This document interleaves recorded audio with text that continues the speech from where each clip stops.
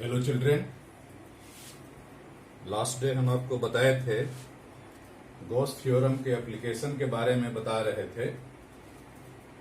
जहां तक Gauss theorem के बारे में बताए थे कि गॉस थ्योरम से इलेक्ट्रिक फील्ड इंटेंसिटी का वैल्यू निकलता है, वैसे चार्ज से के कारण निकलता है जो साधारणतया नहीं निकलता है। जैसे पॉइंट चार्ज के कारण हम लोग आसानी से निकाल लेते हैं, डायरेक्ट निकाल लेते हैं। मल्टीपल चार्ज के कारण डायरेक्ट निकाल लेते हैं, या इलेक्ट्रिक डाइपोल के कारण डायरेक्ट निकाल लेते हैं। लेकिन कुछ ऐसा चार्ज बॉडी होता है जिसके कारण इलेक्ट्रिक फील्ड इंटेंसिटी हम लोग डायरेक्ट नहीं निकाल पाते हैं। वैसे में हम एक बताए थे, जैसे एक बताए थे लीनियर चार्ज, लास्ट क्लास में बताए थे लीनियर चार्ज के कारण हम लोग इलेक्ट्रिक फील्ड इंटेंसिटी का वैल्यू कैसे निकालते हैं। उसी तरह आज निकालना है कोई चार्ज स्फीयर है। तो चार्ज स्फीयर हॉलो भी हो सकता है, सॉलिड भी हो सकता है। तो पहले हमको देखना है कि यदि कोई चार्ज स्फीयर हॉलो है, खोखला है, तो उसके कारण किसी पॉइंट पर इलेक्ट्रिक फील्ड इंटेंसिटी का वैल्यू कैसे निकलता है। पहले तो एक चीज जान लीजिए कि यह जो हॉलो स्फीयर होता है उसी को हम लोग स्फेरिकल सेल भी बोलते हैं। स्फेरिकल सेल का मतलब ही होता है हॉलो स्फीयर। तो electric field intensity at a point due to uniformly charge spherical shell कहिए, या इसी को हम लोग हॉलो स्फीयर कहते हैं। जैसे मान लेते हैं यही हॉलो स्फीयर है, एक हॉलो स्फीयर है जिसका रेडियस है r। हॉलो स्फीयर है मतलब अंदर खोखला है, रेडियस है इसका r, सेंटर है O। इस पर हम चार्ज दिया हुआ है, इस पर चार्ज दिया हुआ है। कितना चार्ज दे हैं? प्लस Q चार्ज दिए हैं। तो कहेगा यह जो यूनिफॉर्मली चार्ज स्फेरिकल सेल है या हॉलो स्फीयर है, इसके कारण किसी पॉइंट पर इलेक्ट्रिक फील्ड इंटेंसिटी का वैल्यू क्या होगा। तो किसी पॉइंट पर, तो पॉइंट तो कहीं भी हो सकता है, may be outside the hollow sphere, may be on the surface of the hollow sphere, या may be inside the hollow sphere. खोखला ये जो हॉलो स्फीयर का है, पॉइंट बाहर भी हो सकता है, सरफेस पर भी हो सकता है, अंदर भी हो सकता है। तो हम लोग पहला केस देखें। मान लेते हैं चार्ज कहां, पॉइंट कहां है, तो कह रहा है कि मान लेते हैं कि बाहर है, at a point outside the sphere. Sphere के बाहर है, यह स्फीयर है और ये P पॉइंट यहां है। यहीं पर आपको इलेक्ट्रिक फील्ड इंटेंसिटी का वैल्यू निकालना है। तो P पॉइंट कहां है आपको तो दिया हुआ रहेगा। मान लेते हैं सेंटर से ये डिस्टेंस दिया हुआ है, सेंटर से ये डिस्टेंस दिया हुआ है R। तो R पॉइंट पर इलेक्ट्रिक फील्ड इंटेंसिटी का वैल्यू निकालना है। सबसे पहली बात तो यह है कि जहां कहीं भी इलेक्ट्रिक फील्ड इंटेंसिटी का वैल्यू निकालना रहता है, वहां पर हम एक यूनिट पॉजिटिव चार्ज रखते हैं डायरेक्शन के लिए। तो ये पॉजिटिव चार्ज है, ये पॉजिटिव चार्ज है। सबसे पहली बात तो इलेक्ट्रिक फील्ड इंटेंसिटी बाहर की ओर हो। ऐसे भी आप जानते हैं कि कोई चार्ज स्फीयर है तो वहां पर इलेक्ट्रिक फील्ड इंटेंसिटी या इलेक्ट्रिक फ्लक्स या इलेक्ट्रिक लाइंस ऑफ फोर्स हमेशा सरफेस के परपेंडिकुलर होता है, नॉर्मल होता है, बाहर की ओर होता है। तो चलिए हम लोग देखें, P पॉइंट पर हमको इलेक्ट्रिक फील्ड इंटेंसिटी निकालना है। सबसे पहले क्या करना होगा कि एक गॉसियन सरफेस ड्रॉ करना होगा। सबसे पहले एक गॉसियन सरफेस ड्रॉ कीजिए। गॉसियन सरफेस का मतलब हो गया जिसके हर एक पॉइंट पर इलेक्ट्रिक फील्ड इंटेंसिटी का वैल्यू सेम रहेगा। हर एक पॉइंट पर इलेक्ट्रिक फील्ड इंटेंसिटी का वैल्यू सेम रहेगा। और ये हॉलो स्फीयर के बाहर हम एक गॉसियन सरफेस ड्रॉ कर रहे हैं तो निश्चित रूप से ये भी स्फेरिकल होगा, तो ये भी स्फेरिकल होगा, इसलिए हम लोग कहेंगे इसको spherical Gaussian surface. Draw a spherical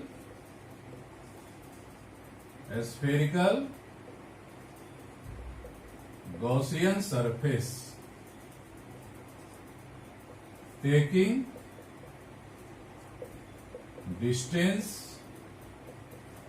r as its radius।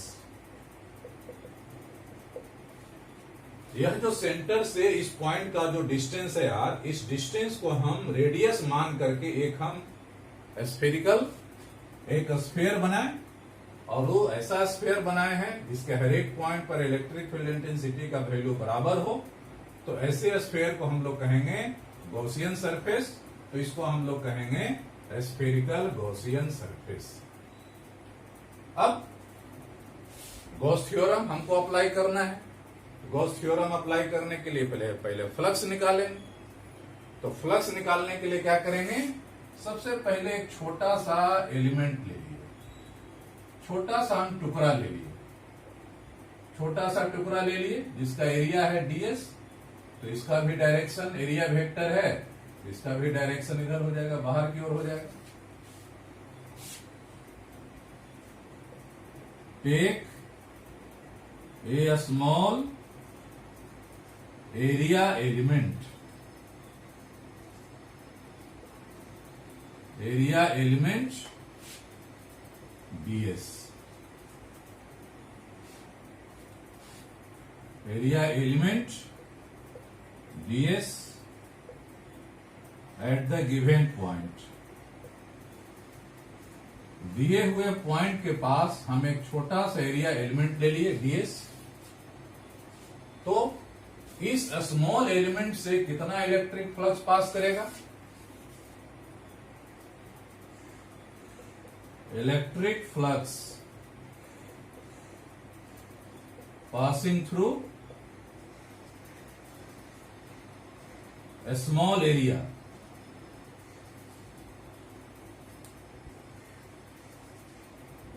Small area से कितना फ्लक्स पास करेगा,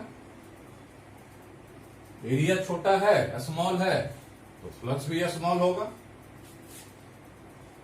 फ्लक्स का फॉर्मूला होता है E इंटू ds, तो हो जाएगा E ds, ए भी बाहर की ओर ds भी बाहर की ओर, दोनों का बीच का एंगल हो गया 0, तो E ds cos 0, ए हो गया E इंटू ds cos 0 हो गया 1। ये तो हो गया, ये जो स्मॉल एरिया एलिमेंट है उससे पास करने वाला इलेक्ट्रिक फ्लक्स। अब जरा देखें कि इस पूरे गॉसियन सरफेस से कितना इलेक्ट्रिक फ्लक्स पास करेगा।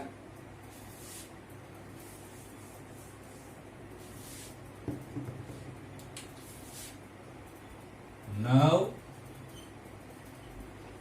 Total electric flux passing through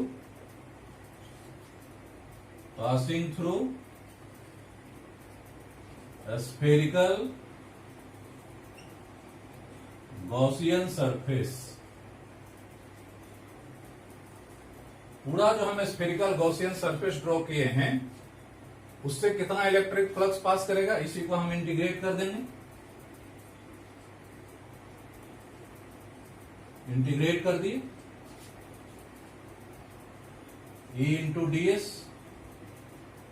Gaussian surface है, हर एक पॉइंट पर इलेक्ट्रिक फील्ड इंटेंसिटी का वैल्यू बराबर होगा, मतलब इलेक्ट्रिक फील्ड इंटेंसिटी का वैल्यू कांस्टेंट होगा, इसको बाहर कर देंगे, अंदर हो जाएगा ds। ds का मतलब हो गया टोटल सरफेस एरिया है, जो गॉसियन सरफेस है टोटल गॉसियन सरफेस का एरिया। और गॉसियन सरफेस कैसा है, स्फेरिकल है, तो स्फेरिकल का एरिया आप जानते ही हैं 4πr² होता है। चलिए देखिए,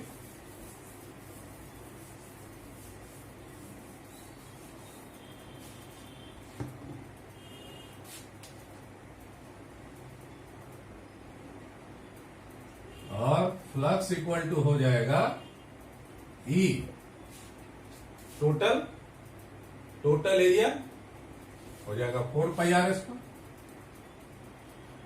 4 pi r square. A DS को इंटीग्रेट करेंगे तो पूरा स्फीयर का गॉसियन जो स्फेरिकल सरफेस है उसका एरिया हो जाएगा 4 पाई आर स्क्वायर। अब क्या करें, गॉस थ्योरम अप्लाई कर दीजिए। अप्लाइंग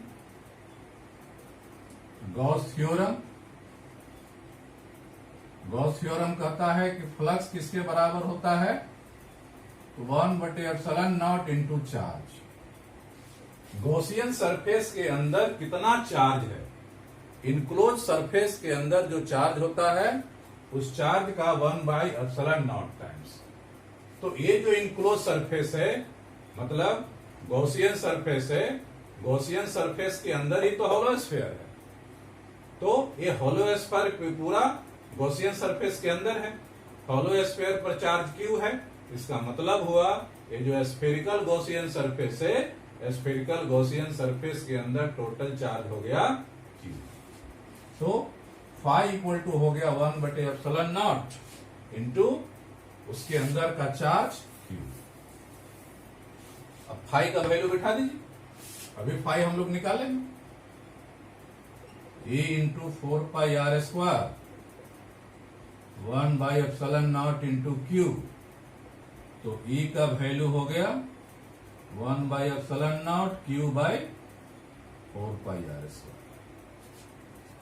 तो इसको हम लोग लिख सकते हैं E equal to 1/4 pi ε0 Q by are square, और इसी को हम वेक्टर के टर्म में लिख सकते हैं 1/4 pi ε0 Q by are square को हम लोग यूनिट वेक्टर लिख दिए, जहां आर कैप क्या है, ये है यूनिट वेक्टर। ये unit vector electric field intensity का डायरेक्शन बताएगा। तो यही हो गया at a point outside the sphere. Sphere के बाहर किसी पॉइंट पर इलेक्ट्रिक फील्ड इंटेंसिटी का वैल्यू हो गया 1/4 pi ε0 Q by are square. लेकिन इस तरह का तो फॉर्मूला आप ऑलरेडी पढ़ चुके हैं। इस तरह का फॉर्मूला पढ़े हैं, किसके लिए पढ़े हैं, तो ये पढ़े हैं पॉइंट चार्ज के कारण। लेकिन ये तो पॉइंट चार्ज नहीं है, ये तो स्फेरिकल चार्ज है। तो स्फेरिकल चार्ज के कारण भी इलेक्ट्रिक फील्ड इंटेंसिटी उतना ही होता है, और ये पूरा का पूरा चार्ज इस पॉइंट पर कंसंट्रेटेड रहता, फिर भी इलेक्ट्रिक फील्ड इंटेंसिटी उतना ही होगा। इसका मतलब कह सकते हैं कि यदि दिया हुआ पॉइंट बाहर हो, चार्ज स्फीयर के बाहर हो, तो यह जो स्फेरिकल जो है, जो होलो स्फीयर है, behaves as a point charge. मतलब यहां आप कह सकते हैं, यहां आप कह सकते हैं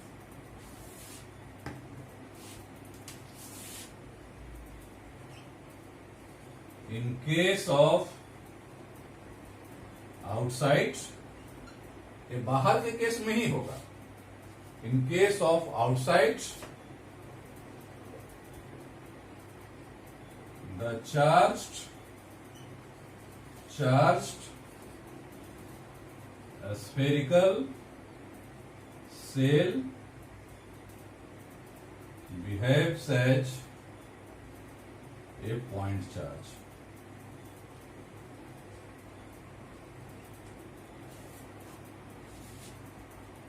यदि चार्ज स्फेरिकल सेल के आउटसाइड में कोई पॉइंट है, उस केस में यह जो स्फेरिकल सेल है या जो होलो स्फीयर है, यह पॉइंट चार्ज की तरह बिहेव करेगा। ये तो हो गया outside the sphere.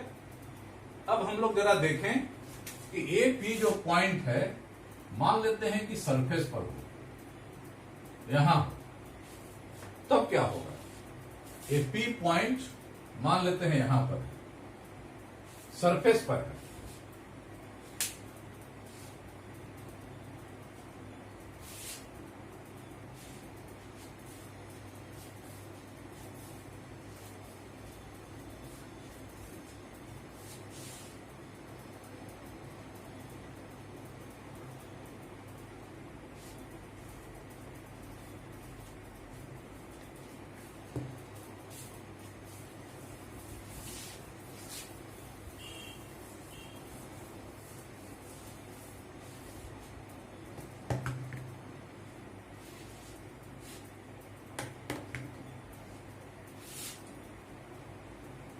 Case B देखिए,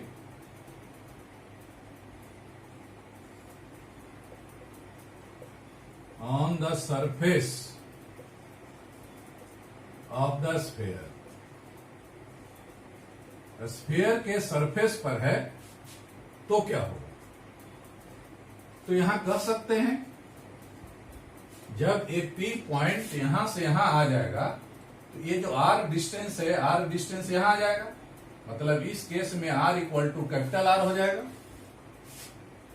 आर इक्वल टू हो जाएगा आर, कैपिटल आर हो जाएगा। तब सो इलेक्ट्रिक फील्ड इंटेंसिटी का फॉर्मूला हो जाएगा 1/4πε0 Q/r²। लेकिन वेक्टर के टर्म में लिखेंगे, यदि यही हम वेक्टर के टर्म में लिखेंगे तो यूनिट वेक्टर स्मॉल आर ही होगा, क्योंकि ये जो कैपिटल आर है रेडियस है, रेडियस है तो रेडियस तो स्केलर क्वांटिटी है, ये तो किधर भी हो सकता है, तो डायरेक्शन नहीं बता रहा है, ये तो रेडियस सब रेडियस ही है।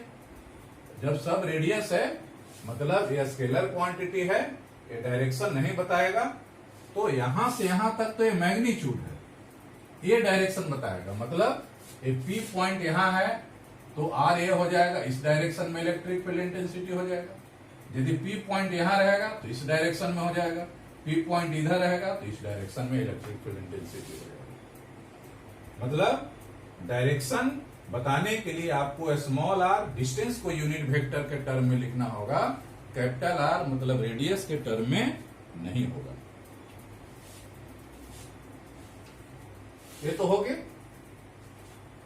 मान लेते हैं कि इसका सरफेस चार्ज डेंसिटी दिया हुआ है, तब क्या होगा।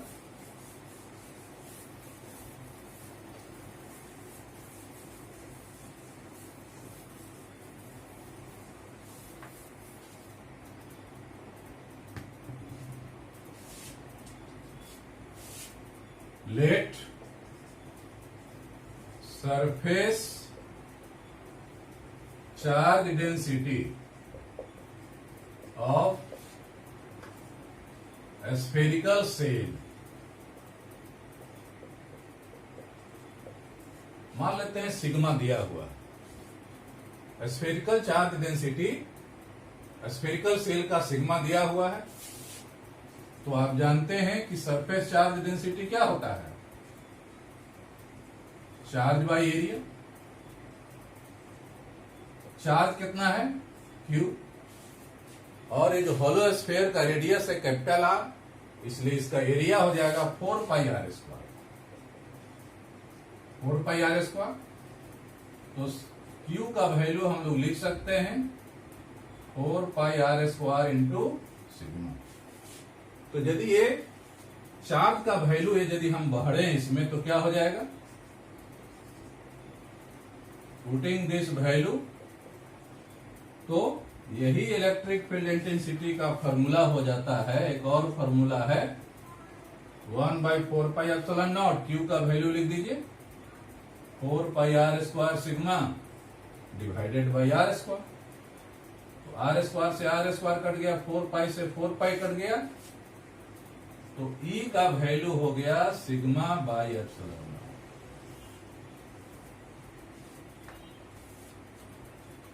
तो चार्ज स्फेरिकल सेल पर के सरफेस पर यदि कोई पॉइंट है दिया हुआ, तो उस केस में इलेक्ट्रिक फील्ड इंटेंसिटी का एक फॉर्मूला होता है ऑन द सरफेस के लिए, सिग्मा बाई एप्सिलॉन नॉट, जहां सिग्मा है सरफेस चार्ज डेंसिटी है और एप्सिलॉन नॉट तो आप जान ही रहे हैं एब्सोल्यूट परमिटिविटी होता है। सबसे बड़ी बात यह है, यह जो वैल्यू होता है चार्ज स्फेरिकल सेल या चार्ज होलो स्फीयर के कारण, ये वैल्यू होता है मैक्सिमम वैल्यू होता है। इसको हम लोग क्या कहते हैं, this is the maximum value of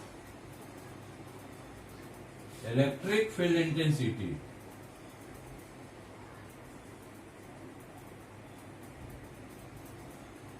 due to spherical shell. कोई चार्ज हॉलो स्फीयर है, उसके कारण इलेक्ट्रिक फील्ड इंटेंसिटी का ये मैक्सिमम वैल्यू होता है, सिग्मा बाई एप्सिलॉन नॉट या E equal to 1/4 epsilon naught Q by R square. ये वैल्यू होता है मैक्सिमम होता है। ये तो हो गया,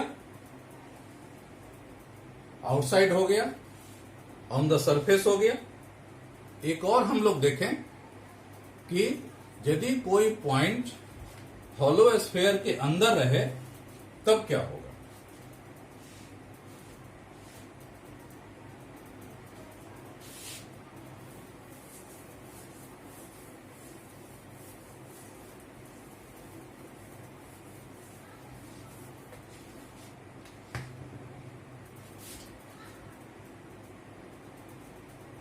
सी देखिए, inside the charge spherical cell, यह जो हॉलो स्फीयर है उसके अंदर कोई पॉइंट रहेगा, ये सेंटर हो गया, ये रेडियस हो गया। अब P पॉइंट मान लेते हैं अंदर है, तो अंदर इलेक्ट्रिक फील्ड इंटेंसिटी का वैल्यू क्या होगा।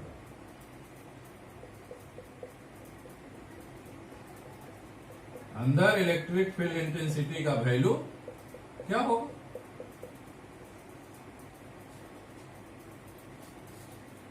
अंदर क्या होगा, पहले हम लोग देखें जरा इलेक्ट्रिक फील्ड इंटेंसिटी का गॉस थ्योरम यदि हम अप्लाई करते हैं। पहले तो क्या कीजिए, एक गॉसियन सरफेस ड्रॉ कीजिए, डिस्टेंस को हम लोग रेडियस मान करके एक गॉसियन सरफेस ड्रॉ किए। तो गॉसियन सरफेस ड्रॉ करेंगे तो अकॉर्डिंग टू गॉस थ्योरम आप जानते हैं क्या होता है, फ्लक्स इक्वल टू 1/एप्सिलॉन इंटू चार्ज, या इलेक्ट्रिक फ्लक्स का फॉर्मूला होता है E इंटू DS 1/एप्सिलॉन इंटू चार्ज। देखिए सबसे इसमें टेक्निकल बात यह है कि ये जो चार्ज है क्या है, क्लोज सरफेस के अंदर, मतलब गॉसियन सरफेस के अंदर। तो यहां गॉसियन सरफेस के अंदर तो कोई चार्ज है नहीं, ये पॉइंट अंदर है, तो गॉसियन सरफेस हो गया अंदर और चार्ज हो गया बाहर। मतलब गॉसियन सरफेस के अंदर कोई चार्ज नहीं है। तो जब गॉसियन सरफेस के अंदर कोई चार्ज है ही नहीं तो क्या हो जाएगा,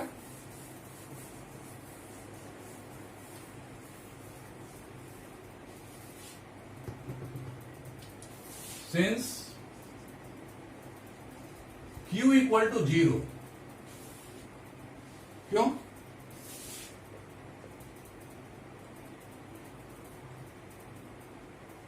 inside the Gaussian surface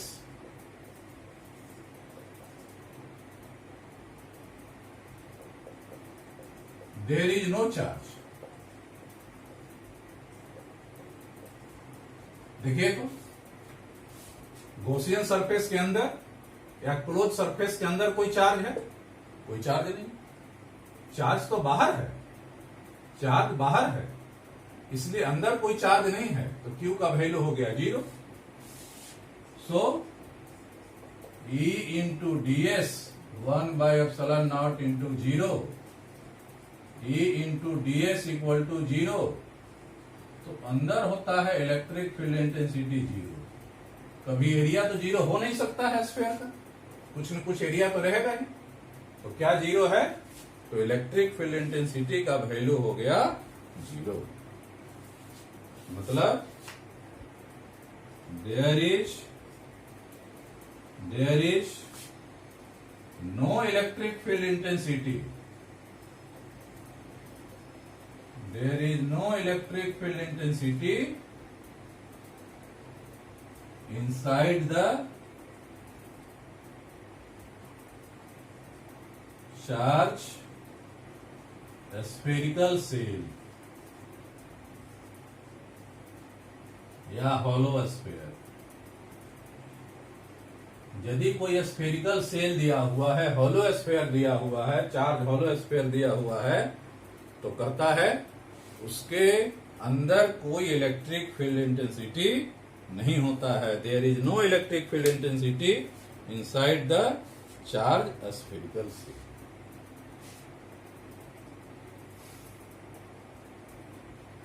ठीक है। यदि इसको हम ग्राफ बनाएं तो क्या होगा, कैसे ग्राफ बनेगा? इसको यदि हम ग्राफ बनाएं तो ग्राफ कैसे बनेगा?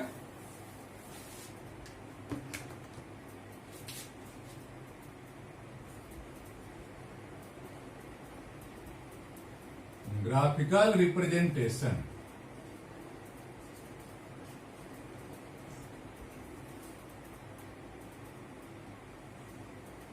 यही हॉलो स्फीयर है।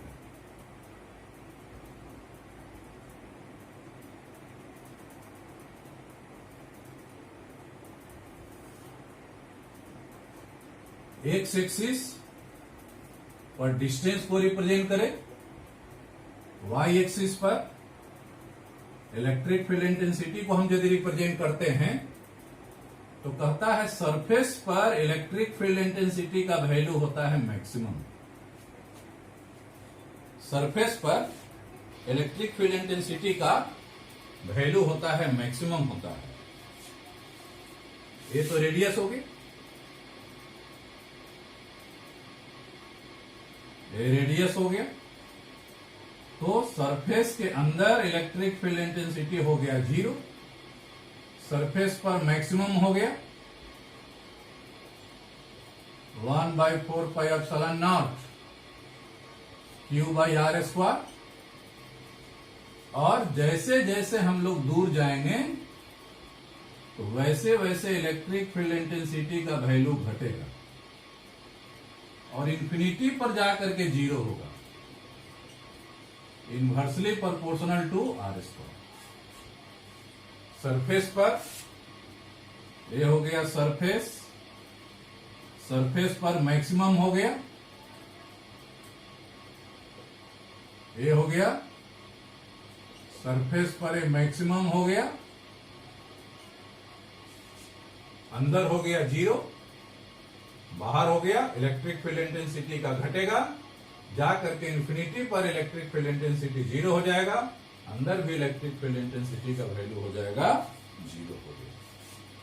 तो ये तो हो गया इलेक्ट्रिक फील्ड इंटेंसिटी का वैल्यू, किसके कारण? हॉलो स्फीयर के कारण। अब हम लोग देखें कि यदि कोई चार्ज सॉलिड स्फीयर है, तो सॉलिड स्फीयर है या इसी को हम लोग कहते हैं non conducting charge solid sphere, तो उसके कारण इलेक्ट्रिक फील्ड इंटेंसिटी का वैल्यू कैसे निकलेगा?